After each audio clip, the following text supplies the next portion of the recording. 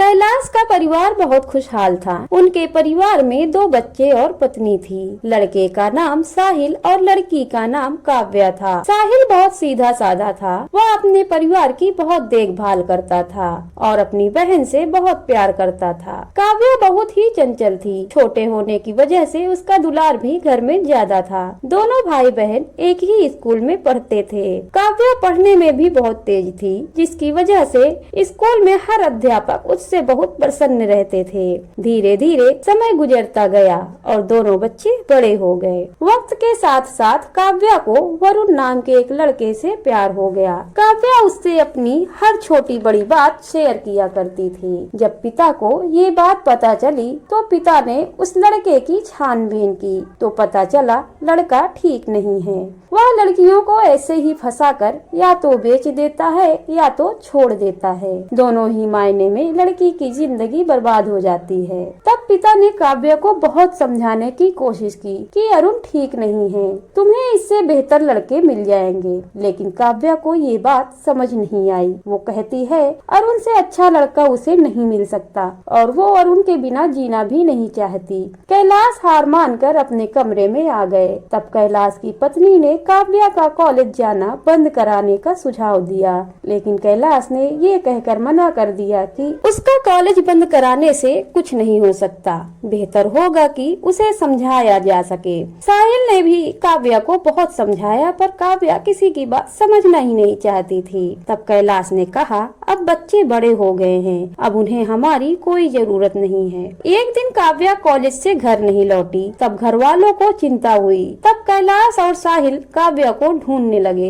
पर काव्या नहीं मिली। कैलाश के पास एक अननोन नंबर से कॉल आई। कॉल रिसीव करने पर पता चला कि वो अरुण का कॉल था और काव्या उसी के साथ है। ये सुनते ही मानो कैलाश के पैरों तले जमीन खिसक गई। कैलाश बदहवास होकर घर पहुँचे और ये खबर बाकी परिवार को बताई। कैलाश ने ये कभी उम्मीद भी नहीं की थी काव्या ऐसा कर सकती है। एक तरफ समाज में अपमान और दूसरी तरफ काव्या की चिंता, मानो परिवार का एक एक दिन वर्षों में गुजर रहा हो। एक दिन जब कैलाश घर के बाहर गए थे तो कैलाश की पत्नी और बेटे ने आत्महत्या कर ली। घर लौटकर कैलाश ने जब ये देखा तो एकदम से टूट गया। उसका वो पूरा परिवार बिखर गया जिसे उसने बड़े प्यार से सींचा था। अब घर में अकेला कैलाश और उसकी तन्हाई थी और इधर काव्या इन सब बातों से बेखबर थी, लेकिन उसे अपने पिता कैलाश की बहुत याद आती थी। कभी कभी पिता की याद में रोया भी करती थी। अरुण एक दिन घर नहीं लौटा। काव्या इंतजार करते करते सो गई।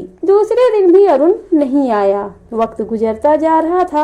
काव्या को चिंता हो रही थी पर कुछ पता नहीं चल रहा था। एक दिन काव्या के नाम का एक लेटर आया। जब देखा तो पता चला वो अरुण का लेटर था, जिसमें लिखा था मेरी प्यारी काव्या, मैं तुमसे बहुत प्यार करता हूँ, इसीलिए तुम्हें तुम्हारे हाल पर छोड़कर जा रहा हूँ। नहीं तो लड़कियों की तस्करी करना मेरा काम है, पर न जाने क्यों तुमसे प्यार हो गया, इतना ज्यादा कि मैं तुम्हें हर हाल में पाना चाहता हूँ। तुम मेरा इंतजार करना, मैं एक दिन तुम्हें लेने जरूर आऊँगा। तुम्हारा अरुण। इतने बड़े धोखे के बाद काव्या को अपने पिता की हर वो बात याद आने लगी जो उन्होंने समझाने की कोशिश की थी, पर अब समझकर भी क्या फायदा। समझने में बहुत देर हो चुकी थी। काव्या को कुछ समझ नहीं आ रहा था कि वो घर कैसे जाए। पता नहीं उसके माँ बाप भाई उसके साथ कैसा बर्ताव करेंगे। इधर कैलाश इस उम्मीद में जीवित थे कि एक दिन काव्या लौटकर जरूर आएगी और उनसे माफी मांगेगी और मैं उसे गले लगाकर माफ कर दूंगा। कैलाश की हर सुबह काव्या के आने के उम्मीद से होती थी। एक दिन कैलाश काव्या की तस्वीर गले से लगाकर बहुत रोए। शायद सुबह काव्या आए, पर सुबह तो हुई लेकिन काव्या नहीं आई। लेकिन कैलाश की मौत आ गई और कैलाश ने दुनिया को अलविदा कह दिया। एक दिन काव्या को उनके गांव के चाचा मिले और काव्या को उनके परिवार की पूरी जानकारी दी। तब काव्या भागकर घर आई, पर अब बहुत देर हो चुकी थी। कैलाश भी जा चुके थे। वो अपने कमरे में गई। देखा सब वैसा का वैसा रखा है, मानो सब उसके आने का इंतजार कर रहे हों।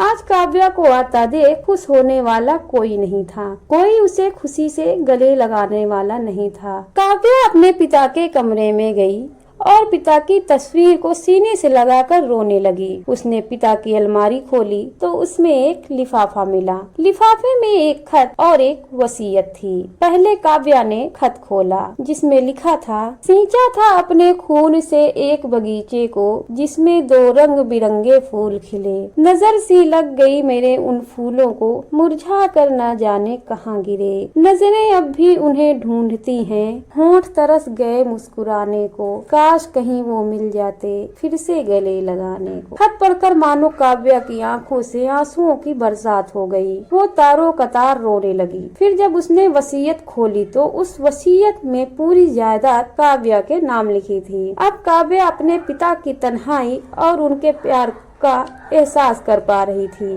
उस प्यार का जिसे उसने पैरों तले रौंद दिया था। अचानक से दरवाजे पर किसी की दस्तक हुई। तब काव्या अपने ख्यालों से बाहर आई और दरवाजे पर देखा तो अरुण खड़ा था, पर अब काव्या को अरुण में कोई दिलचस्पी नहीं। काव्या ने अपने उस परिवार को खो दिया था जो उसके बारे में कभी सपने में भी बुरा नहीं सोच सकती थी। अपने उस पिता को खो दिया था जो काव्या की गलतियों के बाद भी उनके दिल से प्यार खत्म नहीं हुआ और आखिरी सांस तक काव्या के आने का इंतजार किया। काव्या इन सब का जिम्मेदार अरुण को समझने लगी। उसने अरुण से कहा, अब क्यों आए हो? मेरा पूरा परिवार मुझसे दूर चला गया, इतना दूर जिसे मैं लाख कोशिशों के बाद भी वापस नहीं ला सकती।